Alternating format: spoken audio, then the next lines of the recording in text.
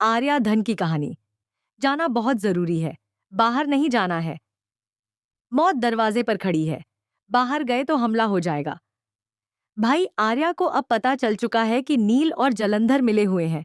जी हाँ दोस्तों, नील कोई और नहीं बल्कि जलंधर का ही आदमी निकला, जो अनु और आर्या की सारी खबरें उसे दे रहा था। लेकिन ये सब कैसे हुआ और जलंधर को कैसे पता चल रहा था कि आर्या और अनु के बीच क्या चल रहा है? असल में नील अनु के करीब आने की कोशिश कर रहा था ताकि वह सारी जानकारी जलंधर को पहुंचा सके। अब आपको देखने को मिलेगा कि जहां आर्या को रखा गया है वहां कोई भी मोबाइल फोन अलाउड नहीं है, क्योंकि फोन ही ऐसा जरिया है जिससे आर्या को ट्रैक किया जा सकता है। वहां के बॉडीगार्ड्स के पास सिर्फ एक वॉइस कॉल डिवाइस है जिससे सब लोग जुड़े रहते हैं। आर्या अब बहुत परेशान हो चुका है। वह कहता है, सुबह से अनु से नहीं मिला, उसकी आवाज नहीं सुनी, बेचैनी हो रही है। दूसरी तरफ आर्या यह भी कहता है, झंडे कभी नहीं समझेगा कि मेरी जान अनु ने बचाई थी। अनु की वजह से ही मैं लंदन नहीं गया, तभी बच पाया, वरना जलंधर ने मेरे पीछे लंदन तक अपने शार्प शूटर भेज दिए थे। अब आर्या बहुत गुस्से में है। इधर जलंधर फोन करता है झंडे को और कहता है, केशव झंडे, तुझे जहां आर्या को छुपाना है छुपा ले, उसे अपने की का जवाब देना ही होगा।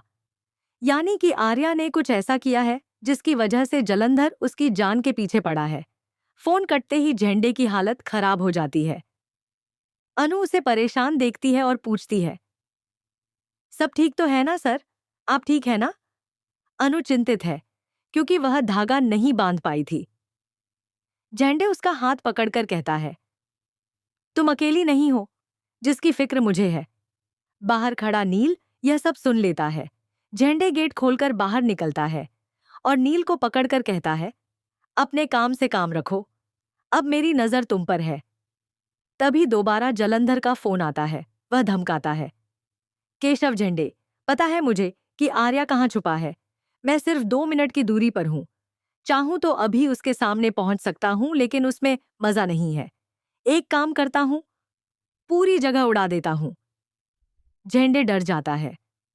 जलंधर हंसते हुए कहता है, अरे मजाक कर रहा था। एक काम कर, आर्या से बोल दे कि जो उसकी आखिरी ख्वाहिश है वह पूरी कर ले, क्योंकि उसका आखिरी वक्त शुरू हो चुका है। उसकी उलटी गिनती अब चालू हो चुकी है। फिर जलंधर कहता है, जब तक मैं उससे निपटता हूं तेरे दोस्त की दोस्त अनु को खत्म कर देता हूं। अब झंडे बुरी तरह डर चुका है। उधर नील अनु के पास आता है और बिल्कुल वैसा ही फोन लेकर आता है जैसा अनु का था। वह अनु का फोन बदल देता है और उसका फोन ले जाकर अनु और उसकी मां की तस्वीर जलंधर को दे देता है। जलंधर बहुत खुश होता है। आखिर यह वही लड़की है जो अब तक उसकी जान बचा रही थी। अब इसकी खैर नहीं, अब अनु की जान खतरे में है।